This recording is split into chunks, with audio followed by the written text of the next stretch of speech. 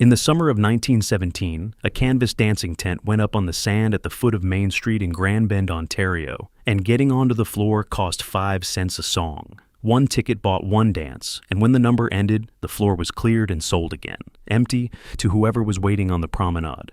2 years later, the tent became a poured concrete hall, standing on 45 acres of beachfront one family had bought outright in 1916. The same beach carries a different set of numbers now. Alcohol is banned outright on every municipal beach, with no exceptions written into it. An open container costs $125.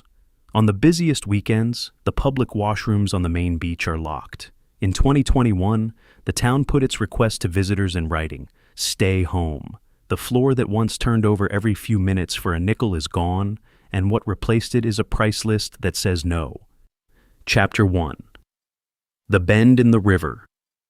The Ausable River does not reach Lake Huron by the shortest route available to it. For most of its length, it runs west and a little north, gathering out of the clay flats of Lambton and Huron counties, until it arrives within a few hundred meters of the lake and appears to change its mind. It turns south, runs parallel to the shore it is trying to reach. Blocked by a wall of sand dunes, the wind had built faster than the current could cut through them, before finally hooking back north and west to find open water. The French-Canadian voyageurs and fur traders who worked this coast before it was surveyed for settlement called the place au crochet at the hooks or at the bends, a plain description of a river that would not go where it was pointed. English settlers eventually shortened the geography into Grand Bend, but the description came first, and it was accurate. This is the southeast shore of Lake Huron, and it does not belong to the story that follows in any incidental way. It is the territory of the Chippewas of Kettle and Stony Point, whose 2 reserves sit on the same stretch of coast a short distance north: Kettle Point, Wequedong at the bay, and Stony Point, Azudena, that place over there. The beach economy that would eventually run the length of this shore, the hotels and the dance halls and the cottage subdivisions still to come, was built on land assessed, surveyed, and sold by a government working from treaties negotiated with the Chippewas decades before any of it existed. The fact belongs here, at the start, in the same flat register as everything else, because the shore itself is the subject, and the shore did not begin as anyone's vacation. In 1832, a man named Benjamin Brewster bought land and timber rights along the river from the Canada Company, the private land corporation that held most of the Huron tract under charter from the Crown. He had a partner in the purchase, recorded in some accounts as a man named Smart, in others as a man named Pettis, and together they dammed the Ausable and built a sawmill at the Bend. The settlement that grew up around the mill was called Brewster's Mills first, then Websterville, then Somerville, cycling through names the way frontier mill towns often did, long before anyone called it anything to do with a bend in a river. Brewster's own history does not survive the transaction in any detail. What is left of him is the deed, the dam, and a name that did not stick to the place he built. The people who lived there were not vacationers. They were mill hands and fishermen, working a lake that in those years ran thick with herring and whitefish, hauled by net and sold by the barrel to buyers who shipped it inland. Lake Huron, at Grand Bend, was a resource before it was a view. Nobody in Somerville in the 1840s was looking at the sand and thinking about admission prices because there was no admission and no reason to charge one. The beach was simply where the lumber camp happened to end, a stretch of shoreline the mill had no particular use for, and the fishermen used only to land their boats. The dam did not last.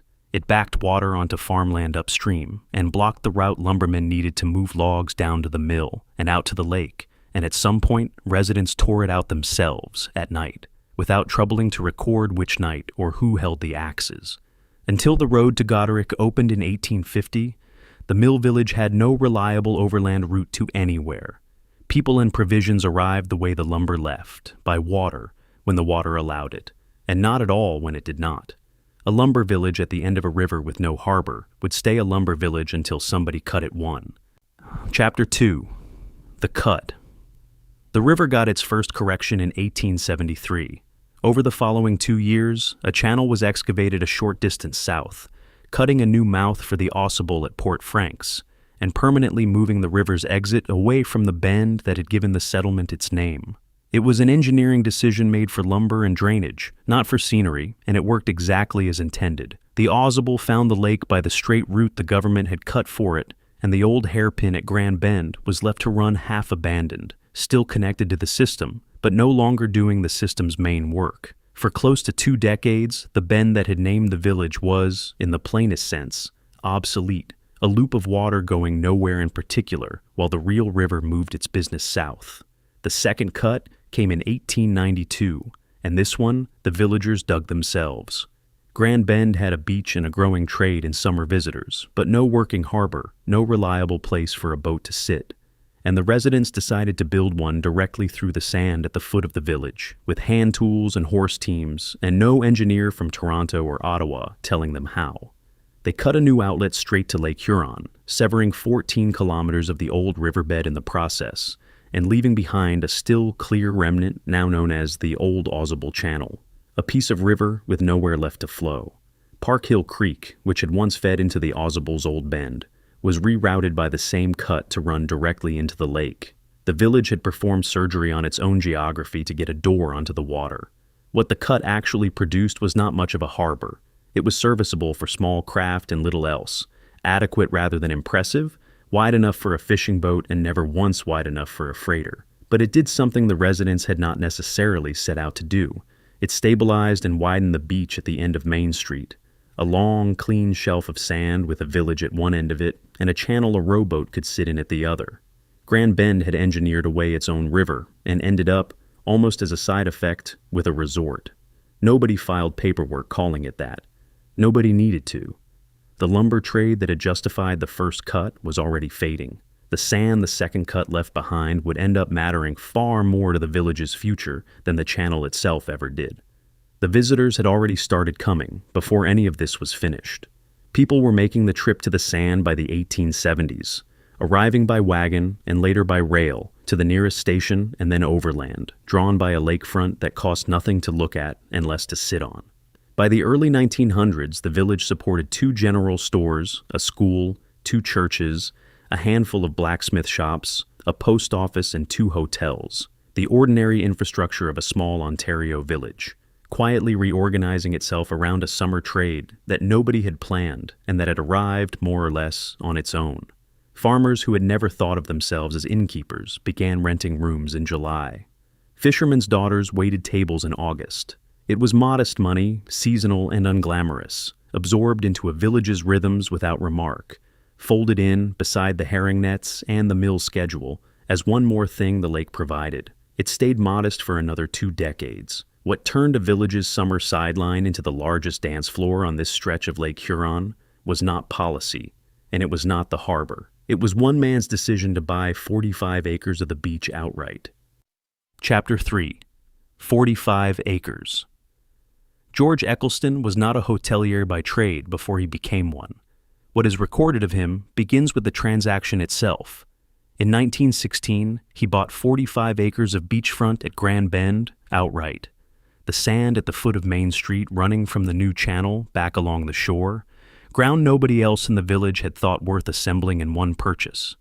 His wife, Ida Exclusion, was tied to the property from the start, and the 2 of them would run what got built on it for the next 15 years. Everything the village became over the following 6 decades sits on those 45 acres. The first thing on the land was a tent. In the summer of 1917, Exclusion pitched a canvas dancing pavilion on the sand and hired a band for the opening night. The London Italian Orchestra paid $10 for the evening, a group of musicians who within a few years would reorganize under a new name and a new leader and become Guy Lombardo and his Royal Canadians, in time the best-selling dance band in North America. Nobody paying $10 that summer had any way of knowing what they were hiring. The tent did what tents do on an open beach. It survived weather until it did not. And after a storm took it down, Exclusion decided not to replace canvas with canvas. In 1919, he built the Lakeview Casino at the end of Main Street. The name was a period convention, not a description. There was no gambling in it. It was a dance hall, poured concrete with a bathhouse and a row of novelty shops built into the space beneath the floor, and Exclusion, by the accounts that survive, poured the concrete walls himself, section by section, over more than one season. It was the largest room for dancing on this stretch of Lake Huron, built by a man who had owned the land for 3 years and had already burned through one structure trying to figure out what belonged on it. The pricing was straightforward, and it stayed straightforward for decades. 15 cents bought general admission to the promenade that ran around the dance floor, enough to stand, to watch, to be part of the crowd without setting foot on the boards. Dancing itself worked on the jitney system. 5 cents bought one song, ticket in hand.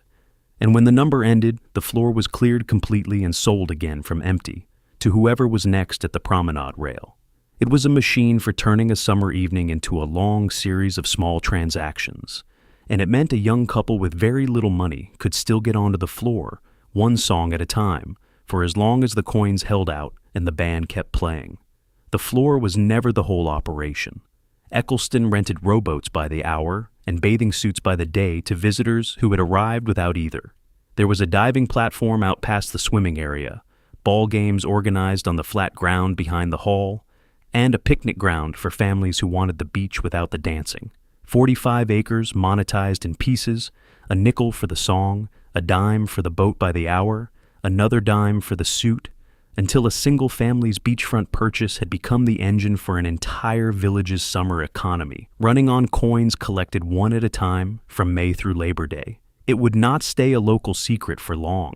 Within a decade of the concrete walls going up, the Lakeview Casino was booking names that played to crowds far larger than Grand Bend's own year-round population, on a floor at the end of a village street that 30 years earlier had been raw lumber camp and open sand, with no name, no dance floor, and no reason for anyone outside the county to know it existed. Yemis, Chapter 4. The Sound of a Good Summer. By the 1930s, the Lakeview Casino was not booking local talent to fill a summer calendar. It was booking the touring circuit. Louis Armstrong played the floor Exclusion had poured himself. The Tommy Dorsey Orchestra played it too, and so did Rudy Vallee, Bert Niosi, and Jimmy Namaro's 12-piece orchestra out of Toronto. Gordy Tapp and Wally Coster worked the room in later years, and the Haynes sisters after them, and the singer known simply as Juliet. A roll call that, by some accounts, eventually reached as far as the Glenn Miller Orchestra. A dance hall built on 45 acres of sand at the end of a village street was, for a working stretch of the 20th century, on the same booking sheet as the ballrooms of Toronto and Detroit, competing for the same touring names on the same summer nights, and mostly winning them.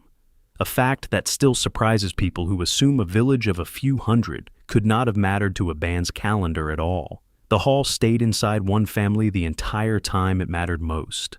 George Exclusion ran it until 1931, when ownership passed to Ida Exclusion, who kept it through the middle of the decade. From 1937, it belonged to their daughter, Ella, and her husband, Eric McElroy, 3 generations in effect, holding the one room where the village's whole summer happened, none of them ever selling to an outside operator, in the years when the hall was at its most valuable and easiest to sell. The dancing was never the only draw. The Ford Motor Company held its company picnic at Grand Bend through much of the 1920s, busing employees and their families out from the plants in Windsor and Oakville for a day at the lake, a single corporation's outing large enough to fill the beach on its own. The Oakwood Resort opened in 1922, with a golf course laid out along the shore, and it never closed. It is still operating today, spa and all. And the automobile did what the automobile did everywhere in that decade. It turned a trip that had once required a train timetable into something a family in London or Sarnia could simply decide to do on a Saturday morning, load the car, and be on the sand by lunch, with no plan more complicated than a full tank of gasoline and the will to sit in traffic once they got there. Picture Main Street on a Saturday evening in the late 1930s. Traffic is backed up toward the highway, bumper to bumper in the dust, a line of cars that had nowhere to turn around and no reason to want to. Traffic that inched forward a car length at a time toward a street it could not actually enter. Traffic that people sat in anyway. Engines idling because everyone in it already knew where the music was coming from. At the bottom of the street, the lake is going orange with the last of the light, and a name band is audible from the sand before the promenade even comes into view. 5-cent tickets move hand to hand through a crowd thick enough that a couple has to angle sideways to reach the booth. The floor empties after every number and fills again within a minute, a mechanism running exactly the way Eccleston had built it 2 decades earlier, only now at a scale one tent on an empty beach was never built to hold. It was, in the plainest terms, a village of a few hundred people that between June and Labor Day operated one of the largest dance halls in the province, drawing crowds many times its own year-round size on an ordinary weekend. Not everyone standing on that promenade was let onto the floor, and not everyone who wanted in was let past the door at all. Chapter 5. Who was allowed on the sand? In 1929, an American resort developer named Frank Salter bought roughly 5,000 acres of land immediately beside Grand Bend. Salter was in the business of subdivisions, not dance halls. He had no interest in tickets or bands, only in lots, and he laid his acreage out as a private cottage community he called Beach O' Pines, a name meant to signal exclusivity before a single cottage on it had been framed.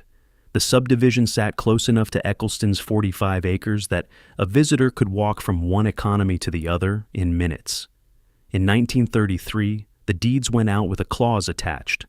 The wording, in the document's own language, barred the sale or occupancy of any lot by any person of the Jewish, Hebrew, Semitic, Negro, or colored race or blood.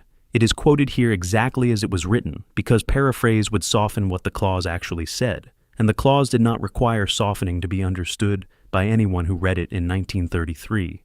The same summer, at the other end of the same beach, the Lakeview Casino kept a sign at its door reading, "Gentiles Only." Jewish visitors were turned away there on the strength of that sign. In those same years, the hall booked McKinney's Cotton Pickers, a black orchestra out of Detroit, to play to the crowd the sign had let in. Both facts are recorded, drawn from the same summers on the same beach, run by the same family that had poured the concrete with its own hands. Neither requires further comment to be understood. Annie Noble bought her lot in Beach O' Pines in 1933, one of the ordinary buyers the covenant was written to protect. 15 years later, in 1948, she agreed to sell her cottage to a London, Ontario businessman named Bernard Wolfe, who was Jewish, for $6,800. The Beach O' Pines. Protective Association moved immediately to stop the sale, invoking the 1933 clause against a transaction between two willing parties who had already shaken hands on it. Wolfe lost in June of 1948. He lost again at the Ontario Court of Appeal in 1949. In March of 1950, Ontario's Premier, Leslie Frost, pushed through legislation banning restrictive covenants of this kind going forward. It did nothing for Wolfe. The new law reached only deeds written after it passed, and Annie Noble's deed had been written 17 years earlier, in 1933. In November of 1950, the Supreme Court of Canada struck the covenant down, 6 votes to 1. The coldest fact in this entire story is the reasoning the court gave. It did not rule that barring a man from a cottage because he was Jewish was wrong. It ruled that the clause was too vague to enforce, that no court could reliably draw the line of blood and race the document demanded, and a covenant nobody could administer with precision could not stand as a matter of contract law. Uncertainty of wording, not discrimination, is what the judgment turned on. Wolfe won his cottage and sold it not long after. He never bought another property at Grand Bend. The case became one of the pressures behind the creation of the Ontario Human Rights Commission in 1961, 11 years later. A slow, indirect payoff for a man who had already left. Beach O' Pines barred people by deed. The Lakeview Casino barred people by sign. Annie Noble's cottage barred nobody at all, and it took the highest court in the country to say so, on grounds that had nothing to do with the people it had kept out. None of this slowed the beach down. The post-war boom that made Grand Bend famous across 2 provinces was already on its way in, and it would arrive as if none of the previous decade, the deeds, the sign, the court case, had happened at all. Chapter 6. The Strip. The post-war build-out started at the top of the beach. The Colonial Hotel opened in 1949, a new anchor at the north end of the Strip that would still be taking guests generations later, built for a clientele that wanted a proper bed at the end of a night on the sand, rather than a rented room over a store. 2 years after that, in 1951, Grand Bend changed counties, moving out of Huron County and into Lambton County, a boundary adjustment that meant little to anyone standing on the sand, but reorganized who administered the roads, the taxes, and the licenses that governed the boom about to arrive.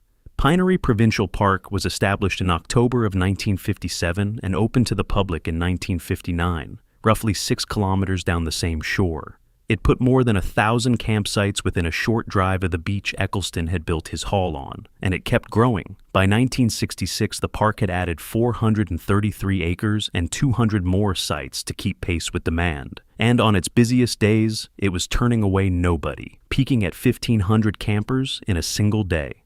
Grand Bend Dragway ran from 1964 to 1969, drawing racers and spectators up the highway on weekends. The beach itself was already full, one more engine added to a village that had never had trouble filling a Saturday. And in July of 1972, a farmer's son turned promoter named James Murphy staged the first production of what became the Huron Country Playhouse in a tent, pitched beside a barn on a farm outside town. A theater built on the same premise as everything else on this shore, that people already driving out for the lake would pay for one more reason to stay the night. Main Street itself had become something the founding villagers would not have recognized. It was the Strip now. Bars, arcades, chip stands, cars moving at walking pace in a solid line between the highway and the water, because there was nowhere for them to move faster. On a hot, long weekend, tens of thousands of people worked their way down a street that belonged, for the other 50 weeks of the year, to a village of a few hundred permanent residents. The sunsets at the bottom of that street were, without exaggeration, among the best on the Great Lakes, and reaching them by car on a Saturday in July could take 20 minutes to cover 4 blocks. Engines idling nose to tail past the same storefronts that had once sold bathing suits by the day. The first serious sign that something was shifting arrived quietly, without any of the drama the Strip itself generated on a busy night. In 1966, Ella and Eric McElroy sold the Lakeview Casino to a firm out of Windsor. The reason given at the time was simple. Musical tastes had changed. Big band dancing, the entire premise on which Exclusion had poured his concrete walls half a century earlier, was no longer what a crowd wanted from an evening at the lake. The new owners turned the largest room in Grand Bend into a pinball arcade and a fast food counter, filling the floor where a ticket had once bought a single song with machines that took quarters and asked nothing else of the people playing them. The building itself did not go anywhere. It stood at the end of Main Street exactly where Exclusion had built it, the same poured concrete walls holding up a different business entirely, the same bathhouse and novelty shops beneath a floor that no longer emptied and filled after every song. What had ended was not the structure. It was the thing the structure had been built for. It would stand like that, half of what it used to be, for 15 more years. Chapter 7. The 1st of July. On the 1st of July, 1981, the Lakeview Casino burned. The building had stood at the end of Main Street for 62 years, since George Exclusion poured its concrete walls himself in 1919. And in that time it had held a bathhouse, a row of novelty shops beneath the dance floor, a promenade that once cost 15 cents to stand on, and a floor that had turned over song by song for 6 decades, under the feet of crowds that had come to hear Louis Armstrong and the Tommy Dorsey Orchestra and Rudy Vallee and a dozen other names that had once made this a stop on the same circuit as Toronto and Detroit. By 1981, it had been 15 years since any of that booking sheet meant anything. The hall had spent a decade and a half as a pinball arcade and a fast food counter, the same walls holding up a use nobody in 1919 would have recognized, machines standing where the promenade rail used to be, quarters doing the work, small change once did. The fire is recorded without ceremony in the sources that survive it. It happened on a summer afternoon like any other on that stretch of shore, with the Strip a few hundred meters away, carrying on exactly as it always did on the first weekend of July. The building did not survive it. Local accounts describe it as a suspected arson, though nothing in the record establishes who set it, or whether it was set at all, and the facts should be stated no more firmly than the sources state it. What is certain is narrower and colder than a motive. A poured concrete dance hall that had stood on the beach since the year Jimmy Namaro's 12-piece orchestra was still years from forming, burned to the ground in a single day on the 1st of July, at the height of the season it had been built to serve. No casualties are recorded. The building emptied of whatever it still held, and the fire took the rest. There is no reason to narrate this with more urgency than the 15 cents of admission or the $10 paid to a dance band in 1917. and there is no reason to dress a building's end in language its own destruction did not require. The fire is a fact in the same register as those facts, arranged in the same flat sentences, because that is what the record actually permits, and because speed on the page would claim a certainty about the day that nobody who was there has put into writing. A building came down. 62 years of a specific particular use for that ground ended in an afternoon. What had been Grand Bend's largest room, the floor George Eccleston had built with his own hands and monetized one ticket at a time. The room that Ella and Eric McElroy had run for 3 decades and finally sold because the music had changed, was gone. The concrete walls did not come back up. A different owner never reopened the bathhouse. The novelty shop simply vanished from the strip. For the rest of the 1980s, the ground at the foot of Main Street where the tent had gone up in 1917 sat as open space, the single largest gap in a street that had not had an empty lot in living memory, visible from the highway on the drive-in, and impossible for a returning visitor to mistake for anything but what it was. Grand Bend did not rebuild the hall, and it did not, in the years that followed, particularly try to. The town that emerged from the 1980s was going to be organized around a different set of priorities entirely, and the first sign of what those priorities were going to be had nothing to do with music at all. Chapter 8. The Rules. What Grand Bend did after the fire, and after the decade that followed it, was not rebuild what it had lost. It made a decision, gradually and without ever announcing it as a single policy, to stop competing to be the loudest beach in Ontario and start enforcing itself into something else entirely. The change did not arrive as a ribbon cutting or a council resolution with a name attached. It arrived as a slow accumulation of bylaws, each one narrow and specific, each one aimed at a particular behavior rather than at the town's reputation as a whole, until the accumulation itself became the reputation. One sign and one fine schedule at a time, posted at every access point to the sand. Alcohol is banned outright on every municipal beach in Lambton Shores now, under a zero-tolerance policy that carries no seasonal exceptions and no discretion for a first offense. A rule written to apply equally to a teenager with a cooler and a grandparent with a single can at sunset. An open container costs $125 in a fine. If the container turns up inside a vehicle, the fine rises to $215.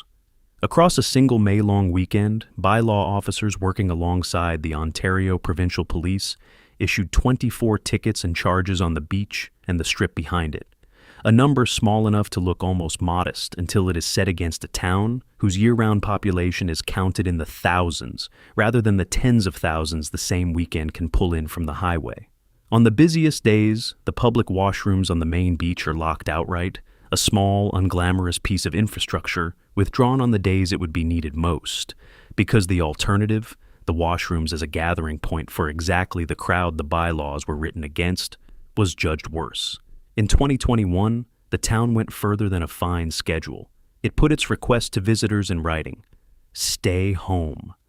A beach community whose entire economic history runs through admission fees, rental boats, dance tickets, and hotel rooms published in a season when it might have used every visitor it could get. A public appeal asking people not to come. It was not an idle gesture.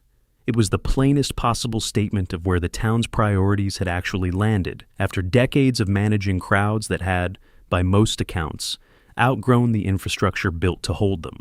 None of this happened in isolation from what the beach still had to offer, and none of it happened because the sand itself had gotten worse. Blue Flag certification, the international standard for water quality, safety, and environmental management, has been held at Grand Bend every year since 2009, without interruption. Through the same years, the bylaw list was growing longer. The two facts sit together without contradiction: a beach clean and safe enough to certify, and a town no longer willing to let that beach be used the way it had been used for the better part of a century. The 19-year-old with a few dollars in his pocket, angling toward the promenade for one more turn on the floor, is not the visitor this set of rules was built to accommodate. The rules were built for a different visitor entirely, one who books ahead, drinks at the restaurant table rather than on the sand, and leaves before midnight. And for the people who had to live in Grand Bend in February, after the last weekend guest had driven back down the highway and the fines had stopped being collected until the following May. The party did not die of its own accord. It was ticketed out of existence deliberately by the people who had no choice but to stay. Somewhere south of all of it, a cheaper, warmer proposition was already competing for the same long weekend. Yastaz, Chapter 9. The Flights South. Grand Bend had never had to compete with anything closer than the next beach town up the highway. Its entire proposition, from the tent on the sand in 1917 through the touring bands of the 1930s to the dragway and the playhouse in the 1960s and 70s, rested on one unspoken fact. It was the warm place an Ontario family could actually reach. A tank of gasoline and a few hours on the highway bought a weekend of sun and water that the rest of the province, cold for 8 months of the year, could not otherwise get to. That advantage did not require marketing. It required only that nothing closer, warmer, or cheaper exist within range of an ordinary household's holiday budget. And for more than a century, nothing did. Wardair began flying holiday charters in 1962, and through the 1970s it expanded aggressively into winter sun destinations, filling wide-bodied jets with Canadians headed for places that had never before been a realistic proposition for a family that was not wealthy. SunQuest Vacations began selling package holidays in the early 1970s, bundling the flight, the hotel, and the transfer into a single price a household could compare directly against a week at a cottage on Lake Huron. The first charter flights to Cuba left Canadian airports in those same years, opening a destination that offered guaranteed heat in January at a price that, once fuel and volume brought costs down, undercut almost anything available domestically, including a week booked at a Lake Huron cottage in the supposedly cheaper off-season. Around Wardair and SunQuest, a whole industry assembled itself with startling speed. Strand Holidays, Sun Tours, Adventure Tours, Signature, Transat, Conquest, and Wardair Holidays itself, as a standalone brand, all competing for the same customer, all selling the identical promise of sun that Grand Bend had once sold on its own, exclusively every July, without a single operator to bid the price against. No reliable count survives of exactly how many Canadians took a winter charter south in the 1970s, and nothing in the record supports inventing one. The operators kept their own passenger manifests, not the country's. What can be said with confidence is the mechanism, not the total. For the first time in the town's history, the warm place did not have to be endured for 11 months to earn a week in it. It could be booked in February, boarded at an airport a short drive from home, and landed in heat and sand that made a Lake Huron beach in July look provincial rather than special to a buyer pricing both trips side by side, a stop on the way to somewhere better, rather than the destination itself. This was not a threat a beach town could answer with a better dance band or a longer promenade, and it was not a threat Grand Bend could outprice or out-legislate. The bylaws that had reorganized the beach around a quieter, more expensive visitor addressed a domestic crowd that was still choosing to drive north from London or Toronto for a weekend. They did nothing about a household that had started asking a different question entirely. Not which beach in Ontario, but whether Ontario in summer was worth the cost of the alternative sitting on a travel agent's rate sheet, a question no fine schedule on a municipal beach could answer for them. Grand Bend's whole appeal had been that it was the sun you could reach without an airplane. Once the sun that mattered was 4 hours away and available in the dead of winter, the sand at the bottom of Main Street was competing with the Caribbean on the only ground it had ever actually held: proximity, weather, and price. And it was competing with an opponent that never once had to worry about a frozen lake. The lake itself, meanwhile, was keeping its own account of the years, on a longer clock than any tour operator's brochure. Exclusion, Chapter 10. What the lake took back. 2 losses arrived in the same generation, and both of them were quiet in exactly the way the fire had not been. The first was administrative. In 2001, Grand Bend stopped governing itself. It was amalgamated with Bosanquet Township, the town of Forest, and the villages of Thedford, Arkona, Port Franks, and Ravenswood into a single new entity called the Municipality of Lambton Shores, a resort that had run its own council since the days of the Mill Dam, that had decided for itself when to dig a harbor, where to run Main Street, what to charge for a license, who sat on which committee, became one line item on a shared budget among 6 formerly separate places, its name surviving on road signs and postal addresses, but no longer on a ballot of its own. Forest was a market town, Arkona and Thedford were farm villages. Port Frank sat at the mouth of the channel, cut in 1875. None of them had much in common, with a beach that filled to capacity on a long weekend and emptied by Tuesday. And the new municipality now had to govern all of it as one. Nobody drowned in this. Nobody's business closed the week it happened. It was the kind of loss that shows up only in an archive, in the space where an old council's minutes stop and a new one's begin. The second loss was not administrative at all. Lake Huron rose to record levels through 2019 and into 2020, part of a basin-wide surge that pushed water against every low shoreline on the lake. The monthly mean, recorded in January of 2020, came in 3 inches above the previous January record, a mark that had stood since 1987. By the start of June that year, the lake had reached the highest level ever recorded at any point in the historical gauge record. Water that had, for more than a century, only ever receded far enough for a beach to exist at all, was now doing the opposite, pushing up against the sand at the foot of Main Street in a way nobody who had grown up on that shore had seen before, closing beaches that had never once needed to close for the water itself. The town answered the way towns on a rising lake generally answer. A stone retaining wall went up along the Grand Bend shoreline in 2019, armoring a stretch of beach against water that was no longer receding on schedule. It was not the last word on the subject. Fines for unauthorized shoreline work were still being issued as late as 2024, evidence that individual property owners were taking matters into their own hands faster than the municipality could regulate them, piling rock and concrete against a lake that showed no particular interest in a permit process, defending cottages the same way George Eccleston had once defended a dance floor, one wall at a time. The asset at the center of everything this town had ever built, the tent, the concrete hall, the strip, the bylaws, all of it, was the beach itself, a specific finite width of sand between the water and the road. For 2 seasons, at the peak of the surge, the lake was standing directly on top of that asset, narrowing it in places to a strip a person could cross in a few steps, and reminding a town that had spent a century monetizing every inch of that sand exactly how much of it had only ever been on loan from Lake Huron in the first place. The water eventually did what water on the Great Lakes has always eventually done. It rose, held for 2 seasons at heights nobody on that shore had ever measured, and then fell back. What the census counted once it had is where this story actually turns. Chapter 11. The Inventory of What Remains. Say plainly what did not happen. Grand Bend did not empty out. The 2021 census counted 3,031 residents, up from the count taken 5 years before it, and by 2024, the estimate had climbed toward 3,700. On a summer-long weekend, the beach still pulls in as many as 50,000 people.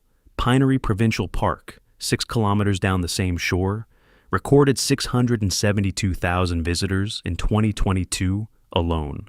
The beach still carries its Blue Flag certification, unbroken since 2009. By any honest count of arrivals, more people come to this shore in a single ordinary season now than ever set foot in the Lakeview Casino in its single best year. What changed instead is a matter of arithmetic, and it is cold arithmetic. The average home price in Grand Bend reached $1,168,748 in August of 2023. The Colonial still takes guests. Oakwood still runs its golf course along the shore, more than a century after it opened. The Huron Country Playhouse still stages a full season every summer, in a theater built to look like the barn it stands beside. What ended was not the town. What ended was the version of it a 19-year-old with a few dollars in his pocket could afford for an entire evening. The walk down the strip with nowhere particular to be. The floor that turned over every few minutes for whoever was next in line.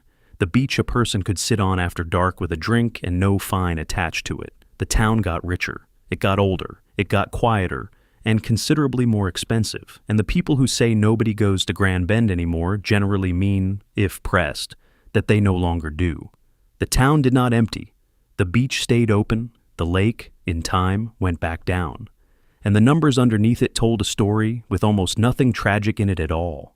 What is there now is a street running down to the water, exactly where it always has, from the highway to the sand, past the Colonial, and past Oakwood, and past the shops that took the place of the ones that sold bathing suits by the day. Near where the Lakeview Casino once stood, the Rotary Community Stage now holds the same ground, built with donations from more than 90 private donors, 8 community groups, and 16 local businesses, none of whom needed to pour a single wall by hand. Along the shore, the stone retaining wall put up in 2019 still holds its line against the lake. A few hundred meters inland, the old Ausable Channel lies exactly where the cut of 1892 left it, still and clear. A piece of river the village severed from the lake more than a century ago, and never once let drain. 25 kilometers up the same coast, Ipperwash Provincial Park was returned to the Chippewas of Kettle and Stony Point in 2020, 25 years after the death of Dudley George on that same land. The sunsets have not changed. They still go orange at the bottom of Main Street, over water that has been rising and falling on its own schedule since long before anyone here thought to charge admission for a view of it. The one thing on this entire shore that was never anyone's to sell, to price, to ticket, or to lose. The sand is still there. The light still does what it has always done at that hour. The traffic still moves at walking pace down to the water on a hot Saturday, the way it did in 1938. And the floor that used to be cleared and sold again after every single song is a stage now, standing on the same sand, waiting for whatever gets booked onto it next.